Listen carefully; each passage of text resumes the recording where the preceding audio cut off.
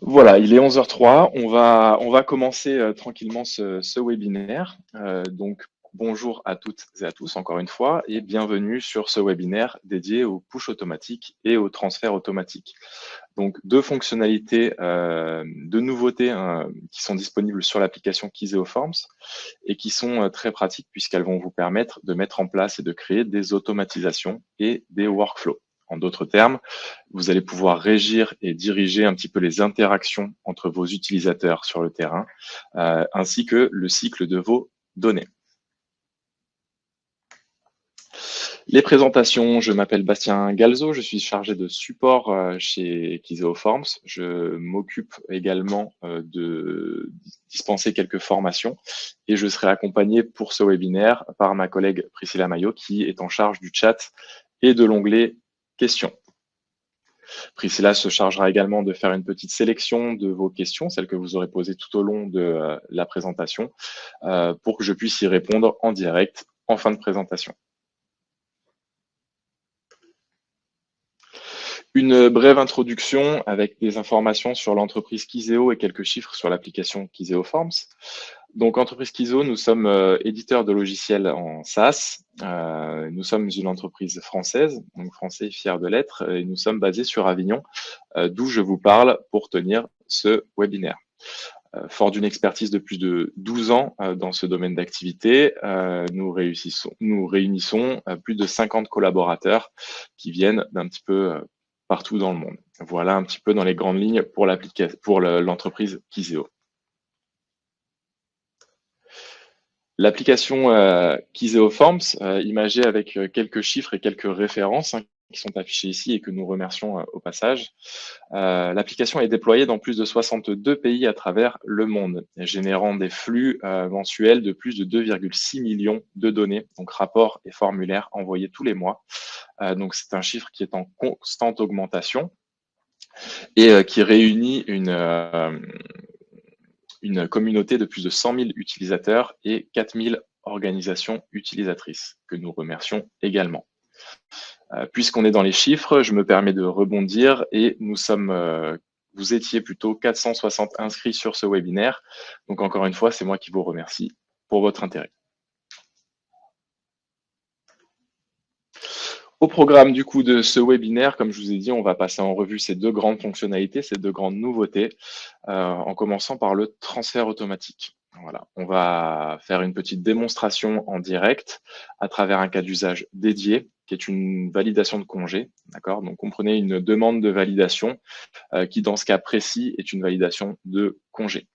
Une fois qu'on aura vu un petit peu la démonstration en direct pour voir le comportement de nos données et comment ça va se présenter. Derrière, on se penchera sur la partie paramétrage et puis on verra en détail voilà, le paramétrage des scénarios qu'on vous aura présentés pour voir un petit peu comment les construire et comment est-ce qu'on a pu arriver à ce résultat.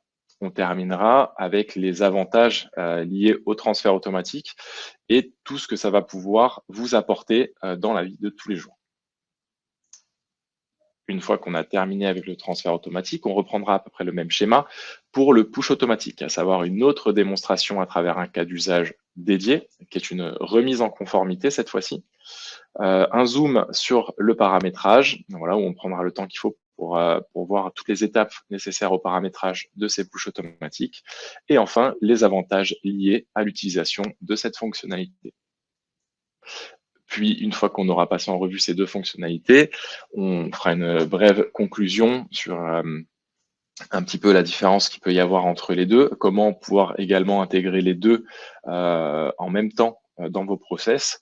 Et enfin, on se penchera sur vos questions, les questions que vous aurez posées tout au long de la présentation. Comme je vous ai dit, je recevrai une petite sélection de certaines questions auxquelles je pourrai répondre en direct live à la fin de cette présentation. Concernant les questions, petite piqûre de rappel, petite précision également, vous avez deux onglets qui sont à votre disposition à droite de votre écran, l'onglet chat et l'onglet questions. L'onglet chat, lui, est destiné à nous faire remonter d'éventuels problèmes techniques. Si vous étiez amené à ne plus m'entendre ou ne plus me voir, une connexion qui lag, n'hésitez pas à vous manifester. Ça nous permettra d'être réactif et de pouvoir corriger la chose. L'onglet questions, quant à lui, est destiné, vous l'aurez compris, à vos questions. C'est ici que vous allez pouvoir poser toutes vos questions tout au long de la présentation. N'hésitez pas, on vous demandera s'il vous plaît de poser des questions exclusivement en rapport avec le sujet du webinaire, d'accord? Et comme je vous disais, une sélection sera faite. Si vos questions n'étaient pas sélectionnées pour que j'y réponde en fin de présentation, pas d'inquiétude, on répondra à toutes les questions sans exception par retour de mail après notre présentation de ce jour. Dernière chose, vous avez également un petit numéro en bas des questions qui sont posées. Donc, si vous voyez votre question qui a été posée par quelqu'un d'autre, n'hésitez pas à cliquer sur ce petit numéro. Ça va générer une incrémentation, un petit +1, qui nous aidera à donner un ordre de priorité pour vos questions. Voilà, et puis je vais commencer tout de suite par répondre à une question qui nous est posée de façon très récurrente. Oui, ce webinaire sera bien disponible en replay sur notre chaîne YouTube après la présentation de ce jour. Et tout de suite, on va commencer. Alors, ma collègue Priscilla va vous envoyer un petit sondage qui va nous aider, nous, à connaître un petit peu votre niveau de connaissance générale concernant ces deux fonctionnalités. Donc, n'hésitez pas à y répondre de façon transparente. Voilà, ça nous permettra, nous, de pousser un petit peu nos analyses. Et tout de suite, on va commencer du coup avec nos démonstrations, avec surtout la fonctionnalité transfert automatique. Donc, comme je vous disais, on va commencer par faire une démonstration à travers un cas d'usage dédié, qui est une validation de congé, donc une demande de validation et une validation de congé, avant de se pencher sur le paramétrage un petit peu plus en détail et les avantages. Donc, pour ce cas d'usage, on a du coup deux acteurs, hein. Un employé qui est demandeur, qui va formuler sa demande via l'application Kiseoforms en remplissant un formulaire dédié et qui va l'envoyer à son responsable pour validation. On va voir que la demande est automatiquement envoyée vers le responsable qui est en charge de sa validation et ce dernier va recevoir la demande en boîte de réception sur son application Kiseoforms. Une fois qu'il aura reçu la donnée, il va pouvoir l'ouvrir, il va pouvoir soit l'accepter ou refuser la demande. Dans la mesure où il accepte la demande, le workflow est terminé, puisque la boucle est bouclée, la donnée est finalisée. S'il refuse la demande, on va voir un petit peu le comportement de cette donnée qui va retourner automatiquement à l'envoyeur pour une annulation ou une modification. Dans la mesure où l'employé annule sa demande, ça signifie également la fin du workflow et la donnée sera finalisée. S'il la modifie, elle sera soumise à nouveau au validateur qui aura le choix de l'accepter ou de la refuser pour une modification ou une annulation. Donc rapidement, à travers ce cas d'usage, on va distinguer trois scénarios différents. Le premier scénario, entre l'étape 1 et 2, c'est l'envoi de la demande initiale. Le deuxième scénario se déclenche dès lors que la demande initiale est refusée. Et on va voir que ça va générer un retour à l'envoyeur. Et enfin, un troisième scénario dans la mesure où on renvoie une demande qui a été modifiée. D'accord? Puisque dans la mesure où la demande est acceptée en premier lieu ou alors annulée, ça ne donne pas lieu à un scénario de transfert automatique puisque ça signifie la fin de la donnée et du coup l'enregistrement final. Un petit concept map maintenant pour imager ces flux de données et ce transfert automatique, ces scénarios de transfert automatique. On a donc notre demande initiale qui est ici et qui va être pushée vers son validateur, donc le manager, qui aura le choix soit de l'accepter pour terminer le workflow, soit de la refuser. Si la demande est refusée, elle repart vers le demandeur, donc l'employé, qui va pouvoir l'annuler ou la modifier. D'accord? C'est le deuxième workflow. Si la demande est annulée, à ce moment-là, le workflow est terminé, la donnée est finalisée.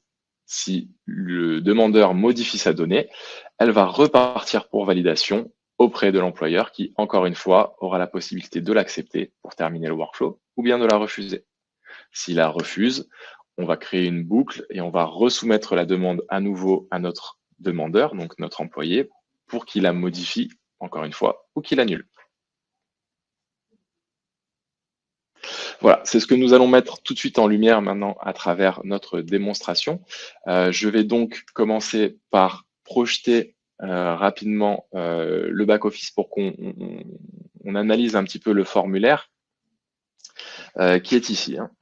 Voilà, vous avez ici notre formulaire de demande de congé. Je vais rentrer en modification rapidement. Hop. Voilà, somme toute un formulaire qui est assez basique avec une partie demandeur, d'accord? On va identifier le demandeur, le détail de la demande avec une date de début, une date de fin qui va calculer un nombre de jours demandés, et enfin une partie validateur qui ne sera visible que par le manager, donc la personne qui va recevoir la donnée en boîte de réception grâce au champ utilisateur personnalisé. Et nous voici maintenant en situation. Donc vous voyez que je projette le contenu de deux écrans sur les téléphones. Donc je suis connecté via deux comptes différents, d'accord? D'un côté, le compte vert, c'est mon demandeur, ce sera l'employé qui va formuler sa demande de congé. Et de l'autre côté, on a le compte bleu qui est ici, qui lui sera le validateur, chargé de refuser ou d'accepter sa demande. Je vais donc rentrer en saisie sur le formulaire demande de congé qui est ici. Je vais pouvoir donc m'identifier. Donc j'ai le choix entre Bernard, Dupont, Durand et Martin. Au hasard, on va prendre Dupont en ces temps de Coupe du Monde. On voit automatiquement que les informations relatives à Dupont sont retranscrites via notre liste externe référentielle. Et on va pouvoir entrer les détails de notre demande de congé. Donc une date de début, qui commencerait potentiellement à lundi prochain, et une date de fin, de lundi à mercredi, ce qui correspond à 3 jours de congé. Vous voyez que c'est calculé automatiquement. Je vais donc à partir d'ici enregistrer ma demande. J'ai mon petit récap qui se fait en hors tableau avec mon total de jours et je vais signer.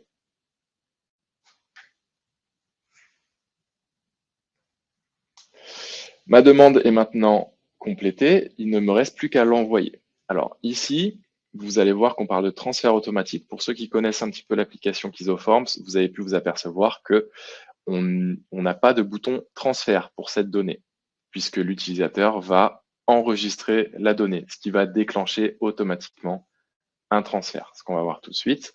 J'enregistre donc ma donnée côté demandeur, côté employé. La donnée est en cours d'envoi. La donnée est envoyée. Et je vais passer côté validateur manager, du coup, qui a reçu, vous voyez, de nouvelles données en boîte de réception. Côté manager, maintenant, je me retrouve en boîte de réception où je vais pouvoir récupérer la donnée qui m'a été transférée. Je vois ici quelques détails concernant cette donnée. Il s'agit de Madame Dupont qui a demandé 3 jours. Je vais pouvoir entrer dans cette donnée. Je vais pouvoir consulter le détail de la demande et y apporter une réponse. Donc vous voyez ici que ce champ validation n'est visible que par la partie qui valide, que par le manager grâce au champ utilisateur personnalisé ou userref. Je vais donc donner donner une réponse à cette demande qui, pour notre exemple, sera refusée pour motif de test. J'envoie une petite signature et je refuse la demande de mon demandeur, de mon employé. Encore une fois, je vais appuyer sur le bouton envoyer, enregistrer, et on va déclencher le deuxième scénario, à savoir le retour à l'envoyeur dans la mesure où notre demande est refusée. Donc vous voyez ici qu'on a reçu de nouvelles données côté demandeur sur l'application verte. Je me rends donc en boîte de réception et je retrouve ma demande. Le temps de charger les deux signatures, je peux entrer en saisie à nouveau dessus. Et la demande est notifiée comme étant refusée. Donc ici, j'ai deux choix qui s'offrent à moi. Je vais pouvoir l'annuler ou la modifier. Rappelez-vous, si on l'annule, c'est la fin du workflow. C'est-à-dire que la demande n'a plus lieu d'être, la donnée est finalisée. Donc dans notre cas de figure, bien sûr, on va la modifier. Je modifie donc ma demande et je vais aller modifier du coup les caractéristiques de cette demande. Et au lieu de demander 3 jours, je vais en demander 2 uniquement. J'enregistre, j'ai donc, vous voyez, modifié ma donnée. Le total de jours, c'est également mis à jour. Ma signature, je peux la laisser, je peux re-signer par-dessus. Et je vais du coup renvoyer ma donnée après l'avoir modifiée.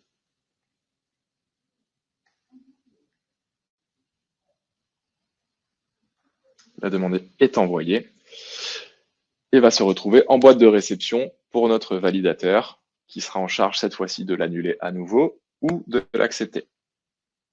Je rafraîchis bien ma boîte de réception pour faire apparaître la donnée.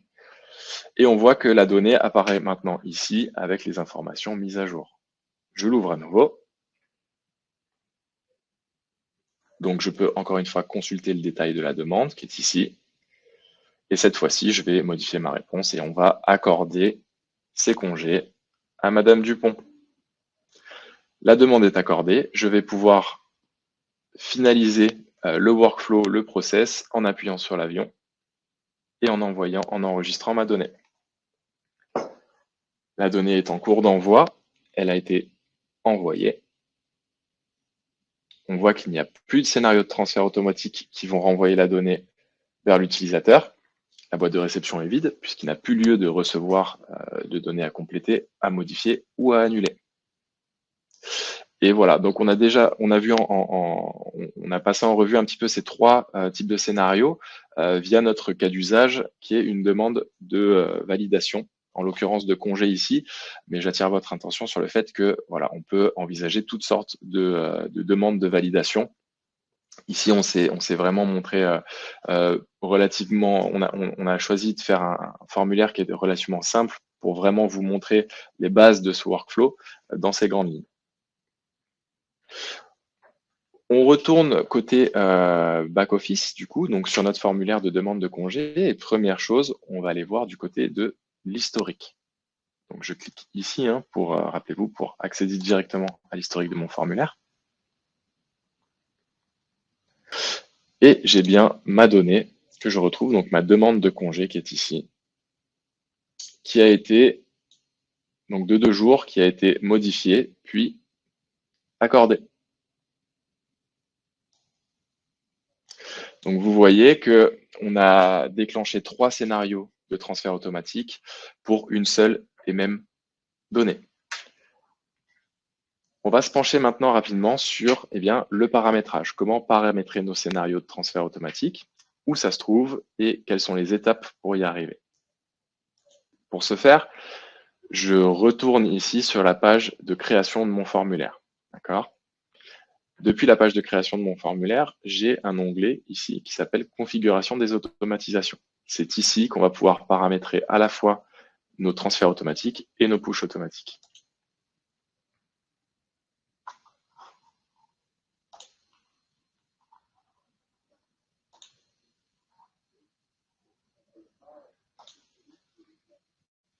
OK, nous y voilà. Donc sur la page des automatisations, on retrouve, comme je vous le disais, le push automatique, le transfert automatique. Et on retrouve nos 3 scénarios de transfert automatique. Donc les 3 scénarios à travers lesquels on a construit notre workflow, notre process de demande de validation de congé. Donc vous voyez qu'à chaque fois, on va pouvoir ajouter des scénarios différents.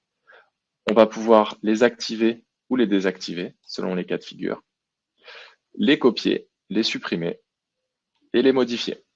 On va étudier un petit peu plus en détail chacun de ces scénarios, à savoir l'envoi initial de la première demande, le retour à l'envoyeur dans la mesure où la demande aurait été refusée par le validateur, et enfin la modification de la demande, donc le renvoi de cette dernière dès lors que l'employé ne l'a pas annulée mais décide de la modifier.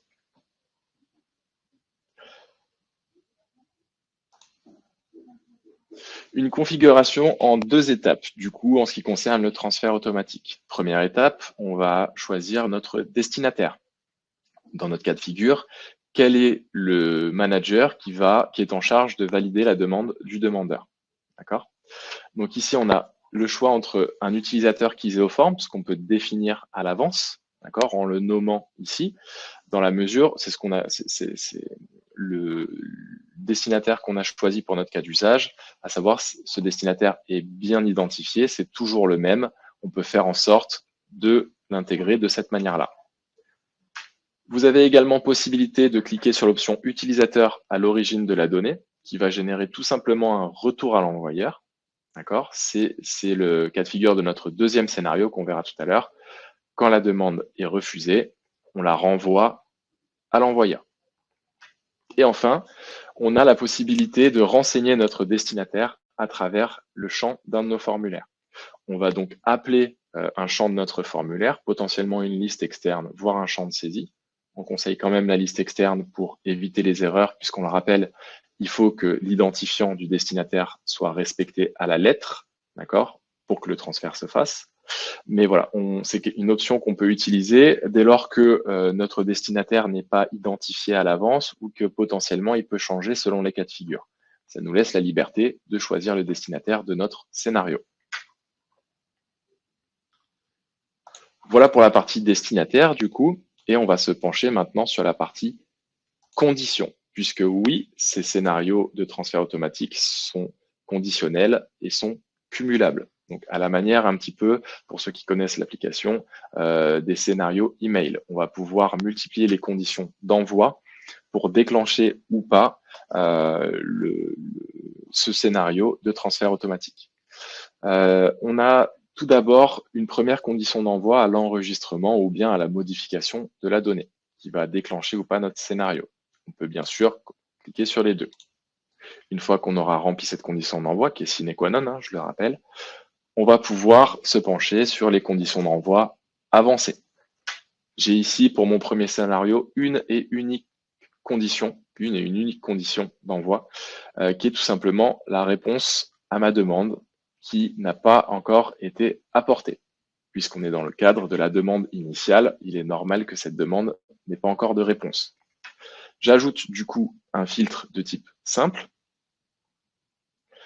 et je vais pouvoir aller appeler un champ de mon formulaire, un opérateur et une valeur attendue. D'accord? Donc ça, encore une fois, on retrouve un petit peu la même mécanique de conditions qu'on pourrait avoir sur les scénarios email. On peut également ajouter des conditions. On voit qu'ici, il y a un petit ou qui s'est placé ici, à savoir qu'on va avoir le choix pour déclencher notre transfert de respecter la condition 1 ou bien la condition 2. D'accord? Encore une fois, on peut aller chercher un filtre simple. On peut aller chercher un champ du formulaire, un opérateur et une valeur. Donc en l'état, comprenez qu'on va déclencher le transfert automatique si la demande n'a pas encore reçu de réponse ou qu'elle est inférieure à 5 jours. D'accord? Deuxième possibilité pour configurer, on a parlé du ou, on va pouvoir également intégrer du et pour avoir des conditions qui soient à la fois cumulables ou alternatives. Et on va voir la nouveauté, c'est qu'on va pouvoir combiner le et le ou.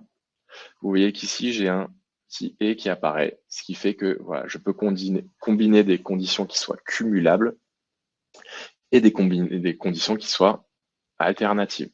Ça va me permettre de garder un contrôle et une précision assez importante dans mes scénarios et de pouvoir vraiment définir mes workflows précisément.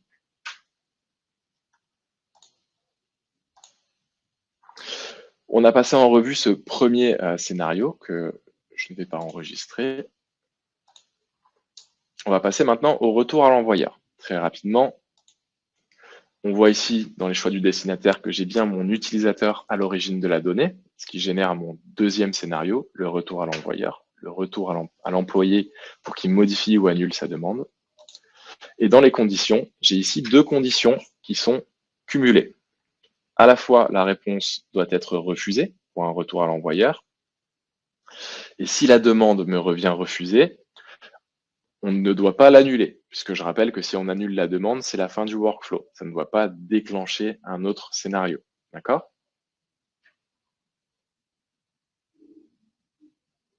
Et enfin, on va se pencher maintenant sur le troisième cas de figure. La demande est modifiée. Donc, elle n'est ni validée, ni annulée, mais elle est modifiée. On va reprendre le même destinataire que pour le scénario 1, puisque le validateur n'a pas changé, c'est toujours le même. En l'occurrence, format 1 ici. Et cette fois-ci, on a deux conditions d'envoi qui sont cumulées. D'accord? La demande est refusée, il faut que la personne l'ait modifiée et pas annulée. Et la deuxième condition, bien sûr, c'est que la réponse à la demande est différente de l'accord. Puisque si la demande a été accordée, je rappelle que le scénario est fini. Donc quand je dis différent d'accordé, c'est refusé ou bien c'est vide. D'accord? Quand ça n'a pas encore été renseigné, on est toujours dans l'optique d'un résultat qui est d'une valeur qui est différente de accordé. Et voilà, en cumulant ces trois scénarios de transfert automatique et en les conditionnant de cette manière, j'ai pallié à tous les cas de figure envisageables pour ma demande de congé et je peux tout à fait automatiser la chose et en limitant les erreurs humaines dues potentiellement à un mauvais choix de destinataire pour sa demande.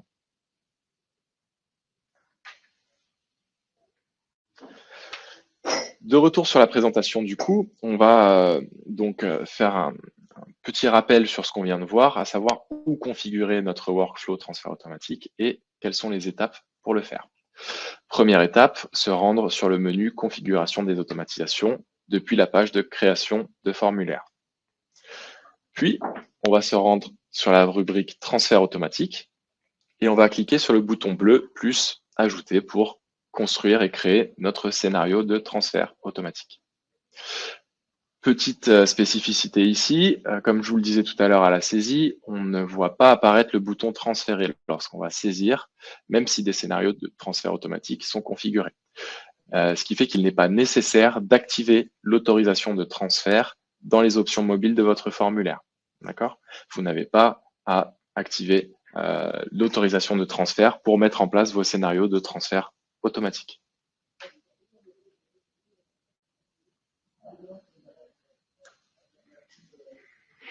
Deux étapes pour paramétrer ces scénarios de transfert automatique. Première étape, le choix du destinataire avec trois options. L'utilisateur KeyZeoForms, qui est bien identifié et surtout qui ne change jamais. On va pouvoir le rentrer en dur, ce sera toujours le même utilisateur. Vous avez également la possibilité de choisir un utilisateur à l'origine de la donnée pour un retour à l'envoyeur, en quelque sorte, ce qu'on a vu à travers, je rappelle, notre deuxième scénario. Et enfin, quand on veut se laisser le choix du destinataire, puisqu'il n'est pas identifié à l'avance ou qu'il est susceptible de changer, on peut aller appeler un champ de notre formulaire. Une fois qu'on a paramétré nos destinataires, on va paramétrer, c'est la deuxième et dernière étape, les conditions d'envoi pour déclencher chaque scénario en temps et en heure, quand cela est nécessaire. Pour ce faire, on a du coup trois choses à faire. À la fois, première chose, condition d'envoi à l'enregistrement ou à la modification, c'est sine qua non. On va choisir si on veut déclencher notre scénario en enregistrant la donnée, en la modifiant, ou à la fois en l'enregistrant et en la modifiant. Et puis, on va mettre en place nos conditions d'envoi avancées. Encore une fois, c'est une mécanique qui se rapproche pas mal de celle qu'on connaît déjà pour la configuration des emails, voire des règles de visibilité, avec un référentiel qui est un champ du formulaire, un opérateur et une valeur attendue. La nouveauté ici étant qu'on va pouvoir à la fois utiliser le et, le ou, mais également cumuler le et le ou pour avoir vraiment des scénarios qui soient configurés de façon la plus précise possible. Grâce à ça, on va vraiment pouvoir avoir un contrôle très précis sur ce qu'on va vouloir mettre en place. Et bien sûr, la troisième étape, et pas des moindres, le bouton enregistrer. Voilà, n'hésitez pas à enregistrer. N'oubliez pas d'enregistrer pour valider votre scénario.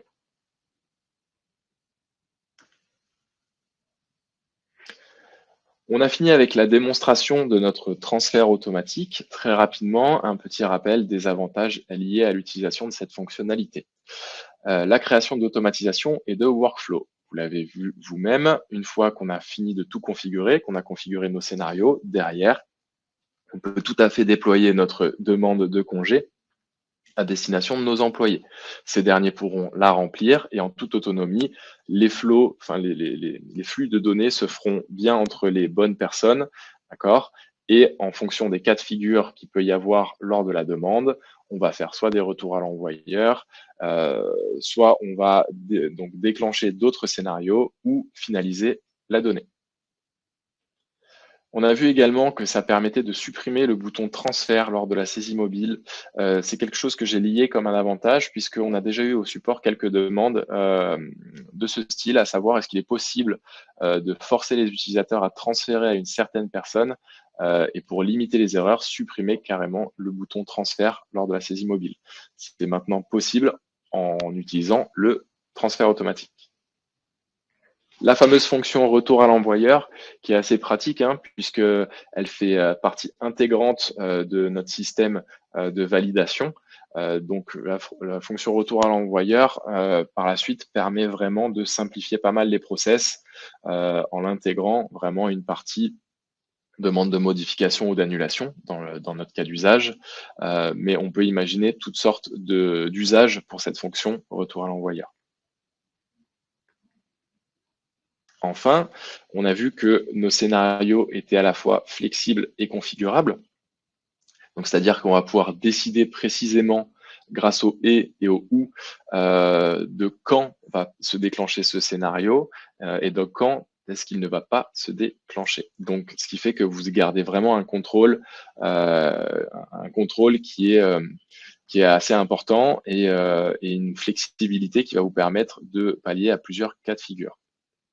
Et enfin, les scénarios sont cumulables, c'est-à-dire que pour un seul et même formulaire, on l'a vu ensemble, hein, vous pouvez avoir plusieurs scénarios pour pallier à tous les cas de figure, tous les cas d'usage différents.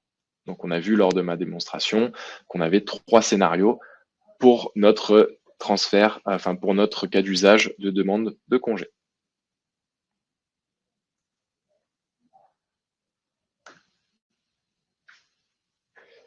On a fini maintenant avec la partie transfert automatique, pardon, et on va du coup se pencher sur notre seconde fonctionnalité, le push automatique. On va reprendre un petit peu le même schéma avec une démonstration et un cas d'usage, donc qui est une remise en conformité cette fois-ci. Donc on va voir à travers ce cas d'usage dédié le comportement un petit peu de la fonctionnalité et de nos données, ce qu'il est possible de faire avec, avant de se pencher sur son paramétrage plus en détail, comme on l'a fait avec le transfert automatique, et de finir avec les avantages liés à nos push automatiques.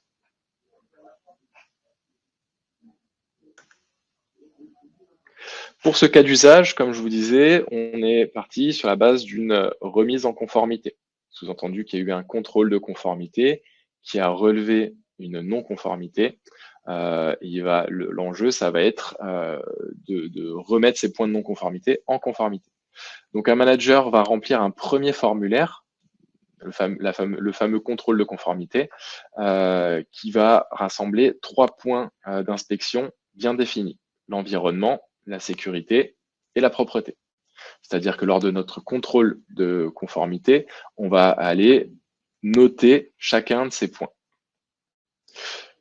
En fonction des réponses apportées à ces points, si aucune non-conformité est déclarée, c'est-à-dire que tous les points sont OK, à la fois environnement, sécurité et propreté, le workflow se termine. Il n'y a pas lieu de déclencher des remises en conformité puisque tout est OK. Dès lors que un ou plusieurs de ces points sont déclarés comme non conformes par notre auditeur, eh bien, on va aller déclencher le push de formulaire dédié à la remise en conformité de chacun de ces points. C'est ce qu'on va voir tout à l'heure. Ces fameux formulaires de remise en conformité sont reçus par les agents concernés. Ces derniers vont les recevoir sur la boîte de réception mobile de l'application Cliseo Forms et vont pouvoir remplir les remises en conformité pour donner des plans d'action et mettre fin au workflow.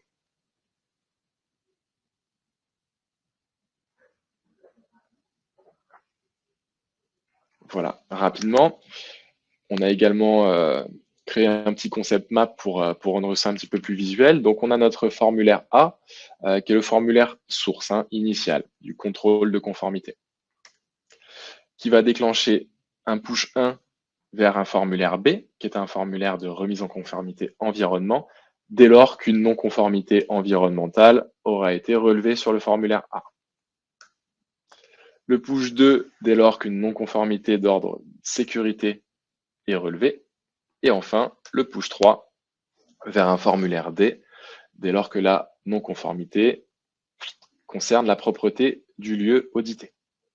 D'accord? Donc, on voit ici, on distingue que 3 pushs vont donner lieu à 3 formulaires différents. C'est-à-dire que contrairement au transfert automatique, ici, on va travailler sur du multi-formulaire. D'accord?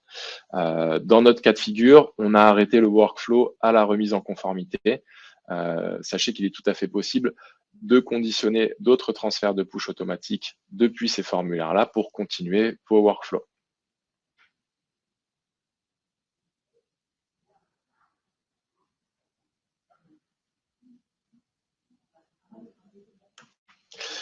La démonstration maintenant, on va repartir côté mobile, comme on a pu le faire tout à l'heure avec les scénarios de transfert automatique, pour voir un petit peu le comportement de tout ça.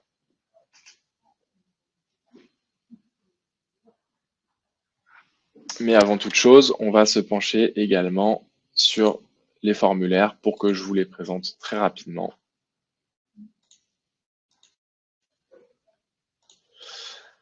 On retrouve ici nos scénarios, nos formulaires liés au push automatique, d'accord, avec nos 4 formulaires différents. Le formulaire initial, forme A, qui va pusher vers des formulaires dédiés à l'environnement, la propreté ou à la sécurité.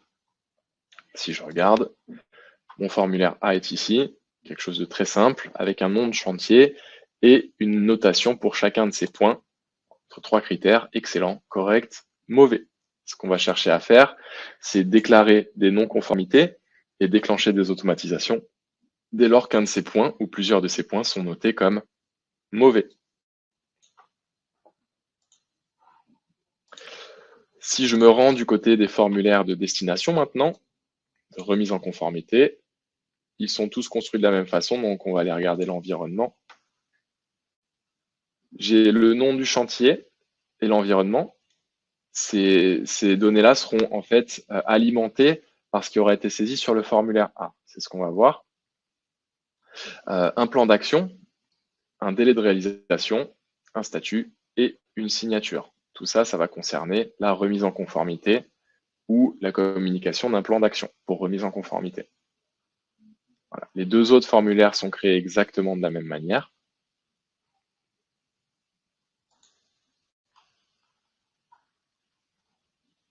La propreté.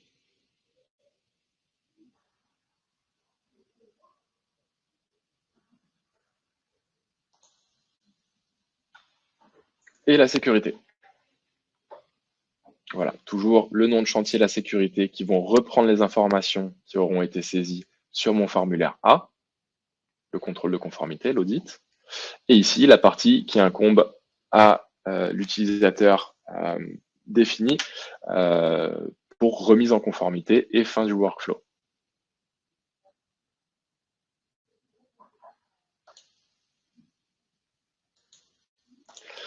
Ok, on a vu rapidement comment étaient construits ces formulaires. Vous avez vu qu'on est resté sur quelque chose de simple. Le but étant ici de démontrer les workflows et d'observer les comportements de nos données. Et je retourne donc partie mobile. Je rappelle que je suis connecté ici sur deux profils différents, format 1 sur le téléphone bleu, Stud 1 sur le téléphone vert. Cette fois-ci, c'est Stud 1 qui va se charger de l'audit d'accord, et qui va déclencher des pushes automatiques vers format 1 pour de la remise en conformité. Je suis côté du coup Stud 1 et je vais ouvrir mon formulaire A qui est ici. Je vais renseigner le nom de mon chantier, webinaire, et je vais noter chacun de mes 3 points d'inspection. Propreté mauvais, sécurité mauvais, environnement excellent. Donc vous l'aurez compris, ici je relève qu'il y a 2 non-conformités, en propreté, en sécurité, l'environnement étant excellent, il n'y a pas d'action à effectuer concernant l'environnement. Encore une fois, je vais donc enregistrer ma donnée, puisque celle-ci est terminée, j'ai terminé mon audit.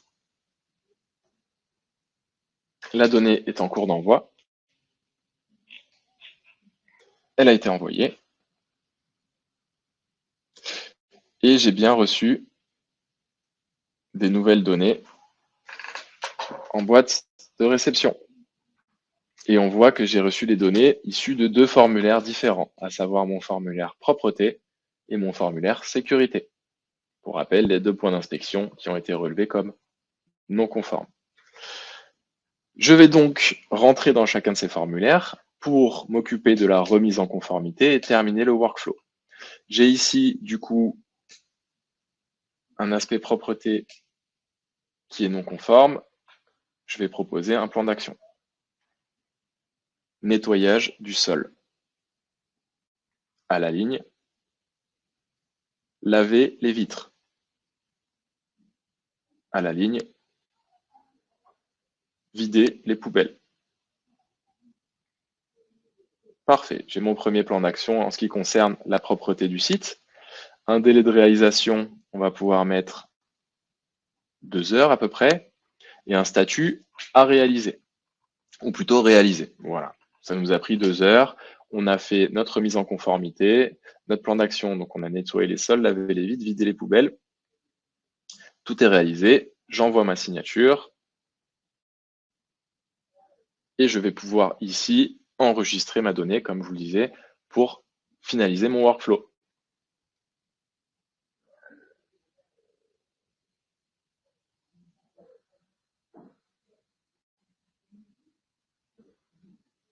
Reste donc la partie sécurité que je vais pouvoir ouvrir également. Donc bien sûr, vous l'aurez compris, hein, dans le cadre de notre démonstration, on a poussé les 2 formulaires propreté et sécurité vers le même utilisateur. Il est tout à fait envisageable et possible de pusher chaque formulaire vers un utilisateur dédié.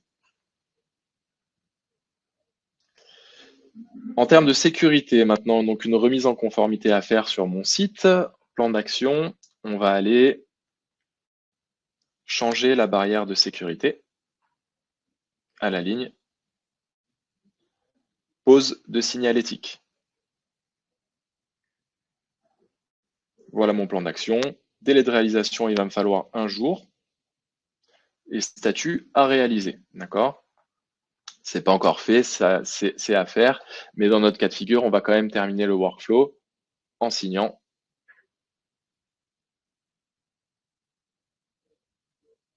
Et en enregistrant notre donnée.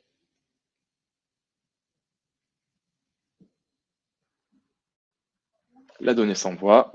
La donnée est envoyée. Donc vous voyez que dans ce cas de figure, il n'y a pas de retour à l'envoyeur de la donnée. Une fois que mon auditeur ici a envoyé son audit, la balle est dans le camp de la personne qui va recevoir ses audits pour remise en conformité et c'est lui qui va finaliser eh bien, les process.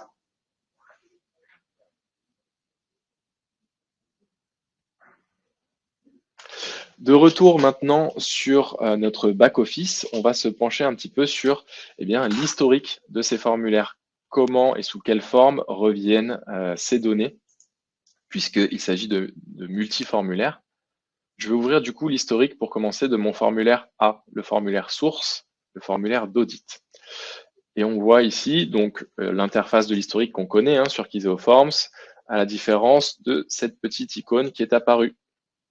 Donc il s'agit bien de ce chantier webinaire, c'est ici, avec une propreté notée comme mauvaise, sécurité mauvaise et l'environnement excellent.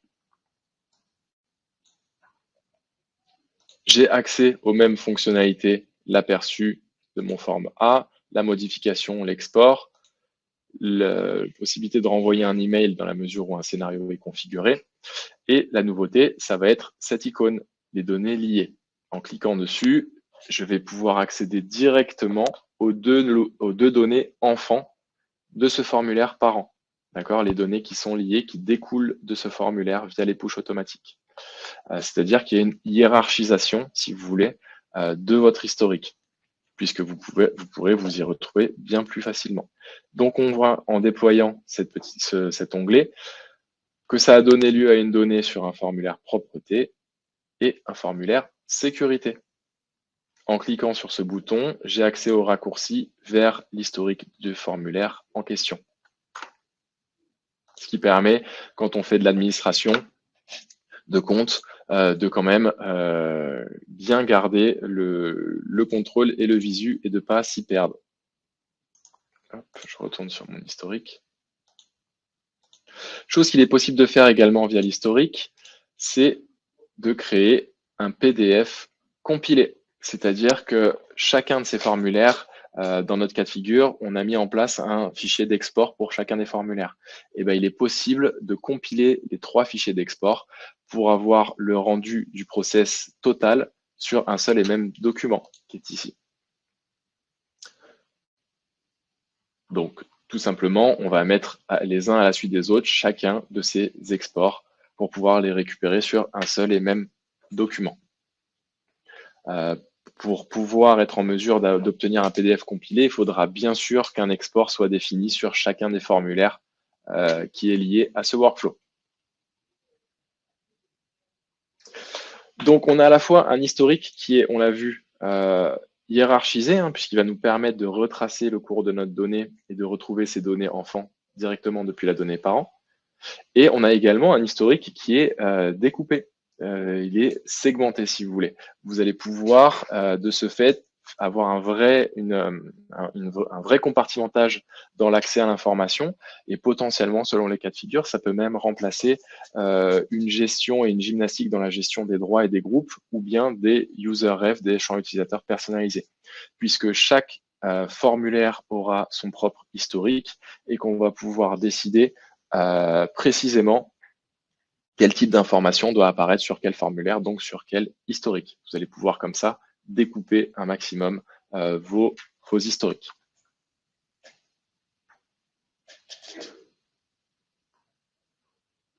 Voilà pour la partie historique, le traitement de la donnée.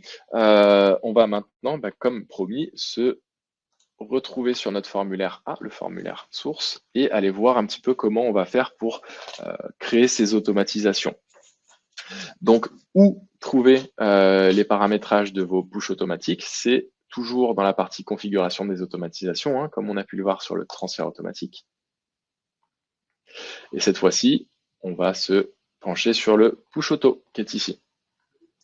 Toujours 3 scénarios pour notre automatisation, pour notre workflow, pour notre cas d'usage, à savoir le déclenchement d'un scénario pour chacun des types d'éléments inspectés.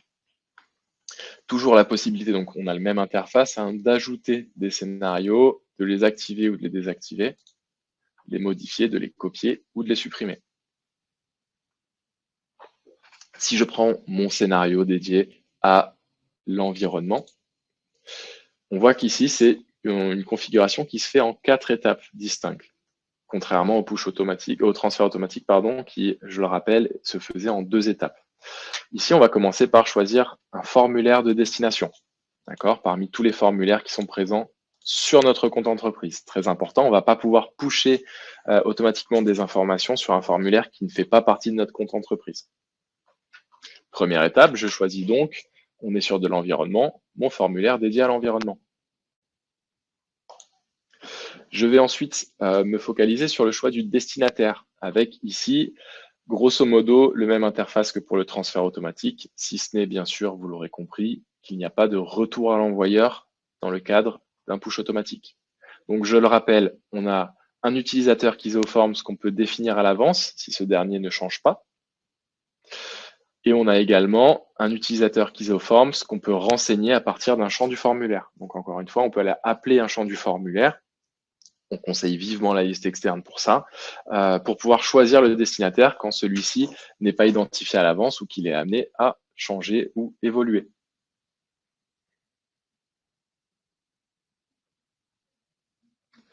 Une fois qu'on a passé ces deux premières étapes, on va du coup se pencher maintenant sur la troisième étape qui est l'association des champs ici. L'association des champs, en fait, on va aller chercher du coup les champs présents dans notre formulaire et on va aller chercher les champs présents dans le formulaire de destination pour les faire tout simplement communiquer entre eux. À savoir que les associations créées ici, à droite, iront alimenter les champs qui sont ici sur la gauche. D'accord? Quelques précisions sur l'association des champs. Afin de pouvoir associer un champ entre un formulaire A et un formulaire B, il faut impérativement que ce soit le même type de champ sur les deux formulaires. D'accord? Une zone de texte peut aller alimenter automatiquement une zone de texte. Un champ de saisie ira alimenter automatiquement un champ de saisie. D'accord? Par contre, il n'est pas nécessaire que les deux champs aient le même nom sur les formulaires A et B. À savoir qu'ici, le nom du chantier peut très bien s'appeler maître d'œuvre, maître d'ouvrage sur le formulaire de destination. On va pouvoir du coup créer et associer les champs en allant les chercher, en ajoutant quand cela est nécessaire. Et à chaque fois, on va pouvoir aller appeler un champ de notre formulaire et le restituer sur un champ de destination. C'est également possible avec les tableaux. On va pouvoir pusher également automatiquement le contenu de tableau. Et vous voyez que pour rajouter des champs, il suffit d'appuyer sur le petit plus. Pour les supprimer, on va appuyer sur le petit moins qui est ici. Donc une fois qu'on aura associé nos champs, encore une fois, ici, on est vraiment sur de la configuration assez basique. On n'a mis que 2 champs. C'est vraiment pour vous montrer les comportements, étant donné que ça marche exactement de la même façon, qu'il y ait 2 champs ou 50. D'accord ? Je valide l'association de mes champs, à savoir que ces 2 champs-là iront alimenter mes 2 champs de remise en conformité. On a pu le voir lors de la saisie, que le formulaire de remise en conformité reprend le nom du chantier et la note donnée à l'aspect environnemental. Et pour terminer notre configuration, on va se pencher sur les conditions d'envoi. Donc ici, encore une fois, on a exactement la même interface que pour les transferts automatiques. Une première condition obligatoire à l'enregistrement, à la modification, ou bien pour l'enregistrement et la modification. Et puis, l'élaboration des conditions d'envoi avancées. Donc ici, une unique condition pour aller pusher vers ce formulaire. Il faut que l'environnement soit mauvais. D'accord? On peut tout à fait changer derrière les opérateurs. Filtre simple. L'environnement est différent de excellent. À ce moment-là, le push sera déclenché si on a sélectionné passable ou mauvais, puisqu'on est différent d'excellent. Voilà, ça vous permet vraiment via ces opérateurs et surtout, encore une fois, l'addition du ou du et ici, de pouvoir créer des scénarios qui soient qui seront très précis finalement, pour pouvoir pallier à tous les cas de figure possibles.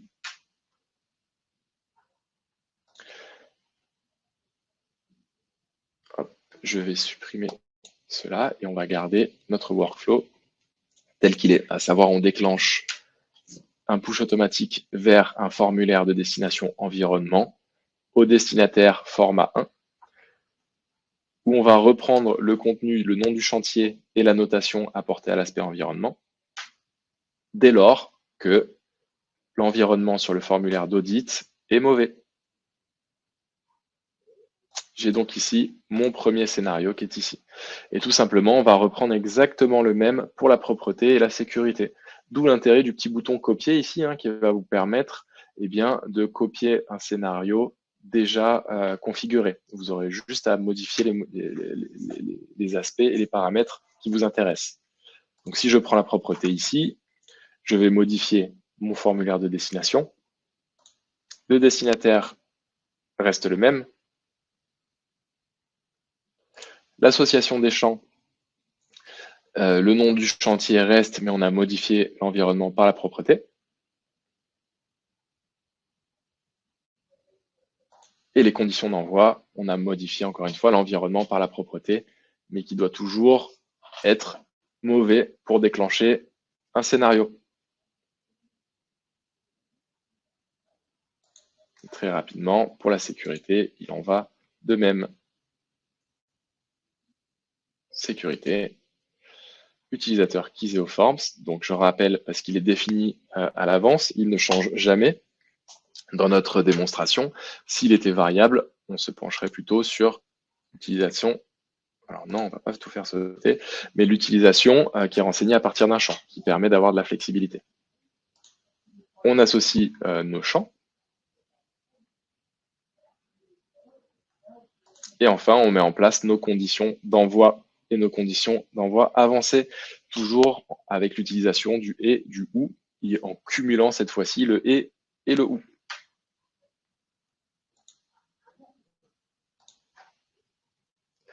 Voilà comment configurer, ou comment plutôt on a configuré nos scénarios de push automatique et de transfert automatique. Un petit rappel, encore une fois, pour où se rendre pour paramétrer ces workflows. Toujours dans la page création de formulaire, toujours dans la configuration des automatisations. Pour rappel, je vous le montre très rapidement ici, c'est cette icône. Hein. Vous avez 5 icônes qui sont en haut à droite de votre écran. Il s'agit de celle du milieu, à savoir le petit nuage avec la flèche qui est ici, configuration des automatisations. Une fois sur ce menu, vous allez chercher le push automatique et vous allez cliquer sur Ajouter pour créer un nouveau scénario.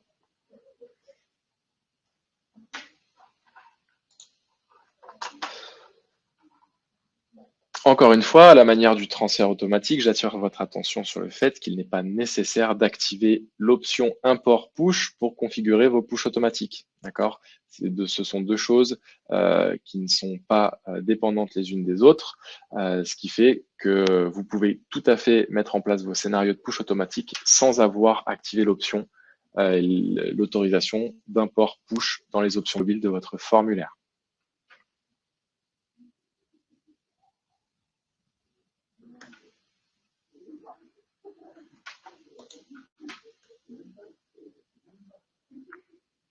Le formulaire de destination, donc on va reprendre un petit peu en détail les différentes étapes de notre paramétrage.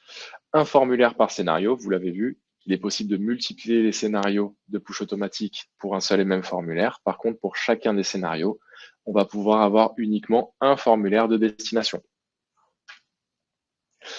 Le formulaire, comme je vous l'ai dit, doit impérativement appartenir au même compte entreprise, sinon il ne sera pas restitué ici dans le choix du formulaire de destination, ce qui est logique.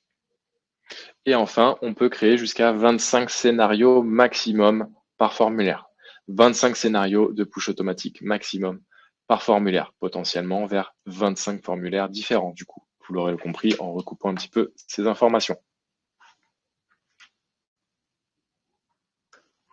Au niveau des destinataires, petit rappel également sur le transfert automatique, puisqu'il s'agit exactement de la même chose.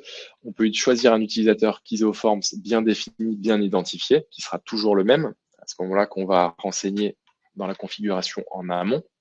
Ou alors, on peut choisir un utilisateur à partir d'un champ pour avoir un contenu qui soit dynamique et flexible, surtout, dans la mesure où le destinataire n'est pas identifié. Et enfin, on va pouvoir avoir un maximum de 25 destinataires maximum par donnée. D'accord ? Dans la mesure où le champ destinataire est dans un tableau, on va pouvoir avoir plusieurs destinataires par scénario de push automatique, mais 25 maximum.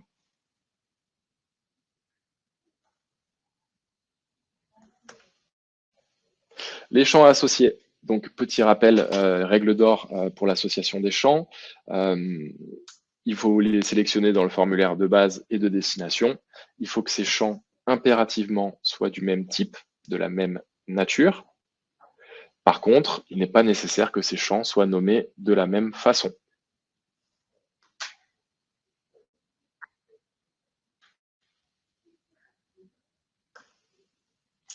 Et enfin, quatrième et dernière étape, les conditions d'envoi qui sont exactement les mêmes que sur le transfert automatique. On doit donc définir au préalable si le scénario doit se déclencher à l'enregistrement ou et à la modification. Et puis derrière, on va pouvoir lister et multiplier nos conditions d'envoi avancées en se basant sur la même mécanique que celle qu'on peut trouver sur les scénarios email, encore une fois. Donc, vous allez pouvoir cumuler du et, du ou et les deux. Toujours important d'enregistrer son paramétrage pour sauvegarder son scénario et s'assurer que la donnée va suivre le cycle qu'on aura décidé.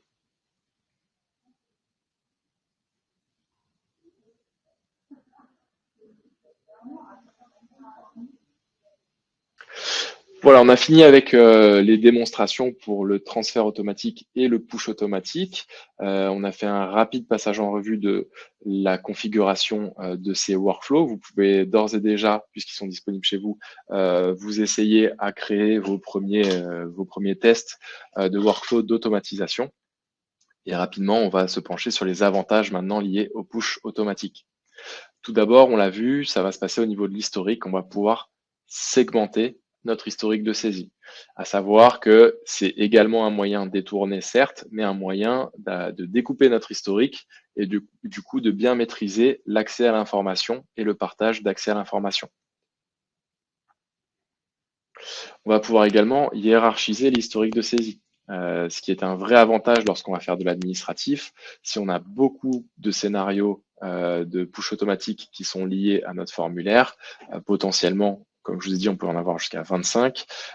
Faire la ramification de 25 données enfants d'une donnée par an, ça peut être compliqué. Heureusement, côté historique, on a prévu le coup et on vous propose une vue hiérarchisée avec tout de suite un organigramme, en gros, et les ramifications des données parents enfants. Donc, vous avez également des raccourcis qui vous permettront de jongler de l'une à l'autre assez facilement pour avoir une vue d'ensemble, bien sûr. Le PDF compilé, ou plutôt les exports compilés, effectivement, au format PDF, va vous permettre, tout simplement, toujours dans un souci de suivi global de notre workflow, de compiler les différents rapports et exports sur un seul et même document. Je rappelle ici, puisque je ne l'ai pas dit lors de la démonstration, que vous pouvez toujours, bien sûr, générer vos exports à l'unité, donc non compilés, donnée par donnée. L'un n'empêche absolument pas l'autre. Et enfin, vous allez pouvoir pusher vers plusieurs formulaires différents à la différence du transfert automatique. Ici, on est sur du multiformulaire, c'est-à-dire qu'on a vu ensemble qu'on allait pusher vers des formulaires dédiés pour de la remise en conformité. Ce qui vous permet encore une fois de segmenter un maximum vos historiques pour le traitement de vos données en interne ou l'administration de votre compte.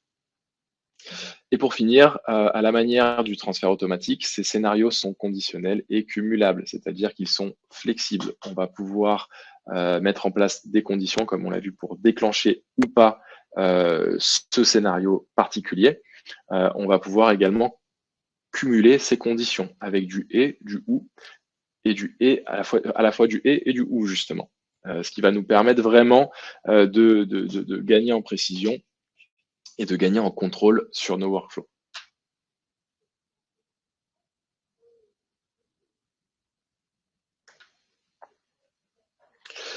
Très rapidement, une petite synthèse des grandes caractéristiques de ces deux fonctionnalités, transfert automatique et push automatique. On va voir dans quelle mesure elles sont différentes, mais elles peuvent être également complémentaires. Ce sera un petit peu l'objet de cette conclusion. On voit d'un côté le transfert automatique, on va travailler sur un unique formulaire, puisqu'il s'agit d'une donnée qui va se déplacer, qui va être transférée entre plusieurs utilisateurs, mais au sein d'un seul et même formulaire. C'est donc une donnée unique également qui va générer un historique commun à tous les utilisateurs. Le transfert automatique est bien sûr conditionnable et cumulable pour gagner un maximum en précision. Côté push automatique maintenant, on va travailler sur du multiformulaire, vous le voyez, donc plusieurs formulaires, c'est-à-dire plusieurs données, une par formulaire, et plusieurs historiques. un historique par formulaire. Jusqu'ici, c'est logique. Mais c'est la grande différence fondamentale avec le transfert automatique.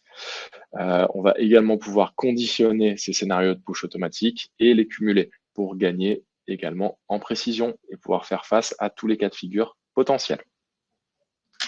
Rapidement ici, j'ai mis ce petit sigle, puisqu'il est important de dire également que les deux fonctionnalités peuvent également fonctionner ensemble au sein d'un seul et même process. Vous pouvez tout à fait intégrer à la fois sur un formulaire des scénarios de transfert automatique et de push automatique. Grosso modo, si on reprend l'exemple de notre remise en conformité et qu'à côté, on a une demande de validation, eh ben, on peut imaginer qu'après nos push automatiques, que la remise en conformité a été faite, que le plan d'action a été plutôt communiqué, on peut imaginer un transfert automatique avec un retour à l'envoyeur pour validation. Donc, vous voyez, on peut vraiment incorporer les deux dans nos process pour vraiment gagner en flexibilité.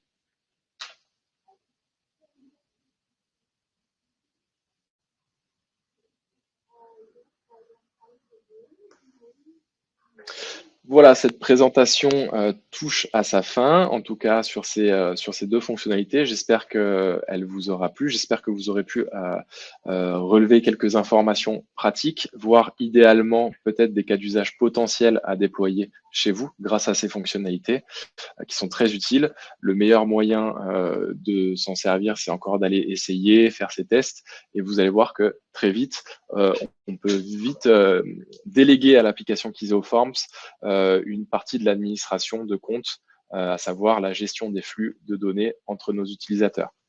Très rapidement pour terminer, avant de terminer, de passer aux questions, quelques ressources disponibles.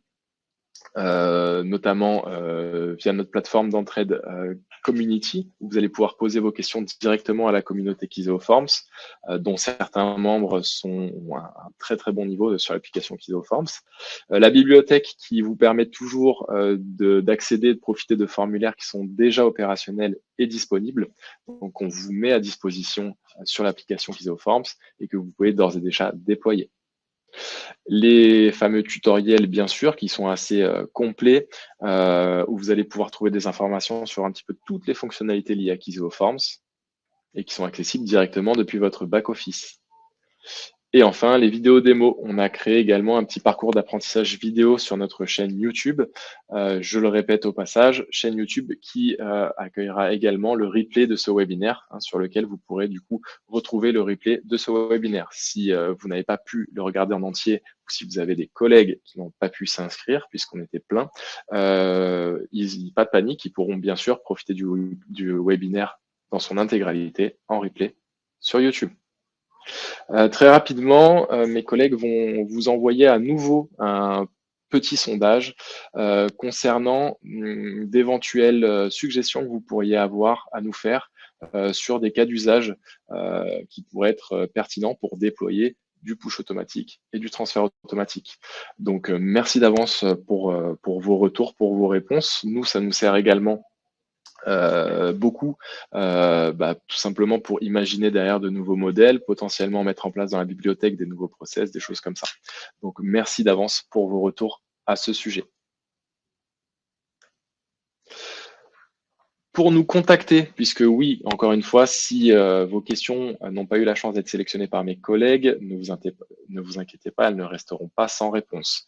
Il y a toujours un service client dédié pour l'application Kizoforms. Donc mes collègues du support et moi-même attendons vos appels et vos mails. N'hésitez pas à nous poser vos questions. On est là pour vous assister dans l'usage de l'application et essayer de vous rendre la vie un petit peu plus facile. Disponible du lundi au vendredi de 8h30 à 18h et également par mail à l'adresse contact@kizo.com.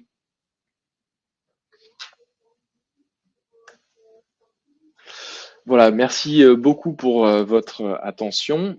Pour approfondir le sujet, je vous invite à du coup consulter les fameux tutoriels, puisque je vous en ai parlé tout à l'heure. On a bien sûr mis à disposition de nos utilisateurs un tutoriel explicite et assez détaillé sur à la fois le transfert automatique et le push automatique. Donc, ils vont reprendre un petit peu tout ce que j'ai pu vous dire et vous démontrer lors de ce webinaire. Donc, je vous invite fortement à aller les consulter Ça vous fera toujours de la ressource en plus pour vos tests.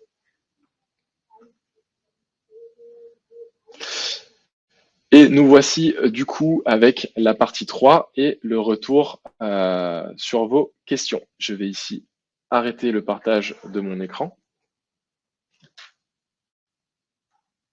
Et je vais du coup aller récupérer le document qui m'a été envoyé et qui contient vos questions.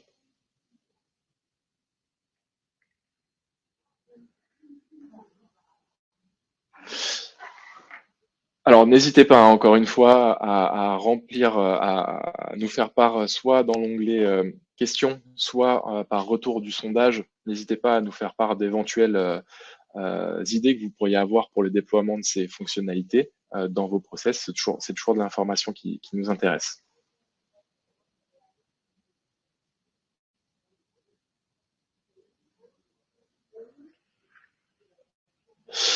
Alors, une question de Hicham. Y a-t-il des alertes dans la mobilité dès la réception de la demande de congé? Alors, quand on va recevoir une demande de congé, Hicham, effectivement, ça va déclencher une petite notification sur l'application Kizeo Forms. Donc, pour l'utilisateur destinataire, il va recevoir une notification, ce qu'on appelle un petit toast qui va s'afficher sur son téléphone, et également une petite pastille sur la partie réception de son application. À côté, on peut aller encore plus loin et déclencher une notification par mail également. Hein. D'ailleurs, c'est ce que j'ai moi-même fait. En gros, on peut configurer des scénarios email sur le formulaire, en plus de nos scénarios de transfert automatique, pour envoyer une notification. Voilà, attention, vous avez reçu une demande de congé, votre demande de congé a été modifiée ou a été refusée. Voilà, on peut tout à fait envisager. Donc, il y a déjà des notifications pour répondre à votre question intégrées dans l'application Kizeo Forms. Si vous voulez doubler la chose et envoyer des notifications par mail, c'est tout à fait faisable via les scénarios email.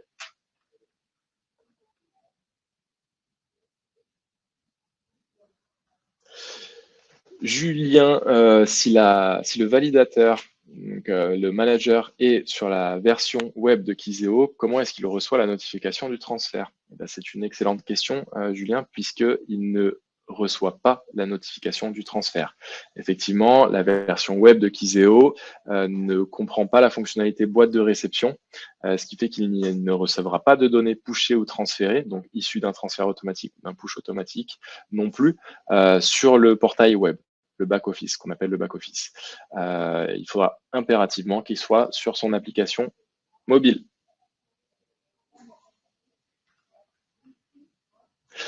Par contre, il pourra effectivement se rendre dans l'historique et modifier la donnée. Comme on a pu le voir, hein, il y a également le bouton modification de la donnée.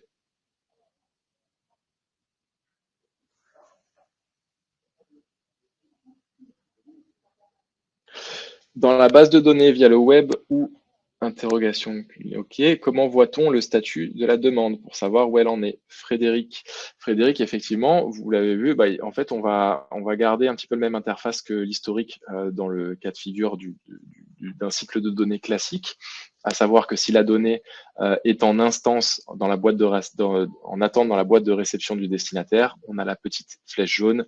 Dès lors qu'elle a été récupérée et qu'elle est en saisie par le destinataire, on a une petite flèche rouge, donc le statut récupéré. Et dès lors qu'elle est validée, on va avoir la petite coche grise. Vous pouvez bien sûr filtrer votre historique pour avoir un visu plus précis des données qui sont actuellement en instance et celles qui sont finalisées.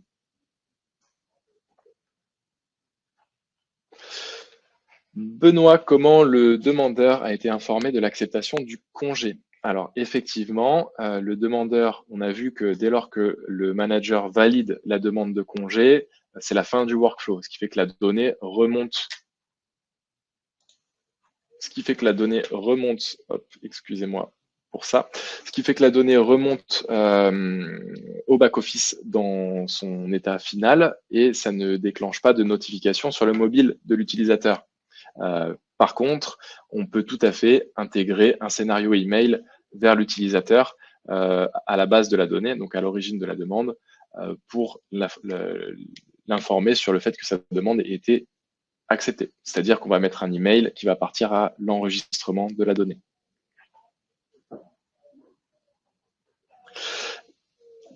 Anthony, le workflow est-il possible entre deux comptes entreprises différents? Alors, non. Actuellement, non, on ne peut pas mettre en place de workflow entre deux comptes entreprises différents. Les workflows, les scénarios sont uniquement conditionnables sur deux formulaires ou deux personnes qui font partie du même compte entreprise. Il s'agit ici de mesures de sécurité et on aime bien garder les données au sein d'un périmètre bien défini, à savoir un compte entreprise.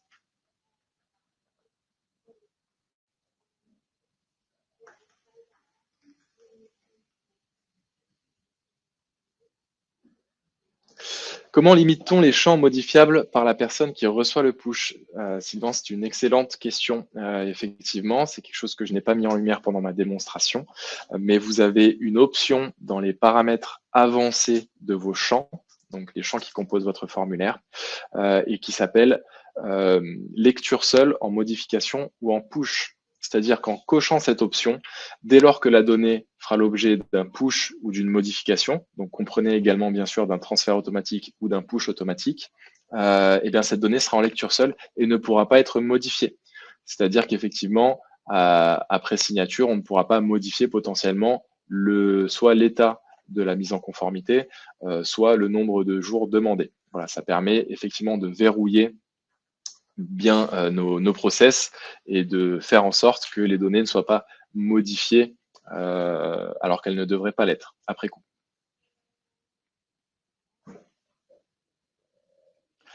Comment le validateur voit-il apparaître la zone de validation qui était invisible par le demandeur? Caroline, excellente question également, qui a toute sa place là-dedans, puisque généralement, via des workflows, des scénarios d'automatisation, surtout dans de la demande de validation. On aime bien distinguer la partie demande de la partie validation et on aime bien faire en sorte que la hiérarchie soit, enfin le supérieur hiérarchique soit le seul à avoir la partie validation.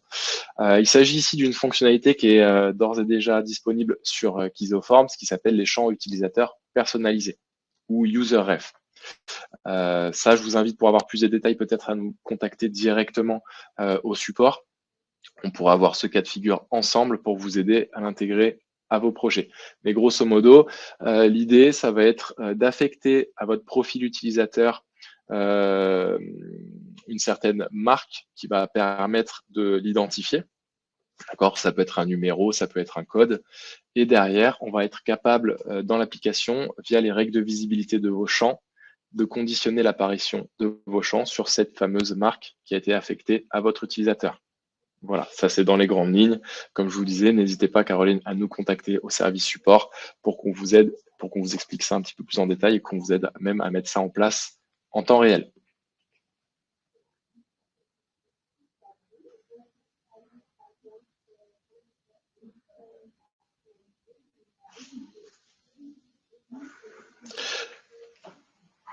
Sébastien, comment faire un rappel de données saisies sur le formulaire A sur un autre formulaire? Eh bien, tout simplement, en fait, c'est via le push automatique que ça va se faire. À savoir, vous avez vu qu'on peut faire communiquer les champs entre eux. Dès lors qu'on va faire communiquer les champs entre un formulaire A et l'autre formulaire, eh ben, les champs du formulaire de destination seront alimentés avec les informations du formulaire initial. Ce qui fait que c'est ce que vous appelez le rappel de données, j'imagine. Et du coup, vous allez pouvoir profiter sur le formulaire de destination des infos qui auront été saisies sur le formulaire initial, puisqu'on va aller alimenter le formulaire B avec le formulaire A.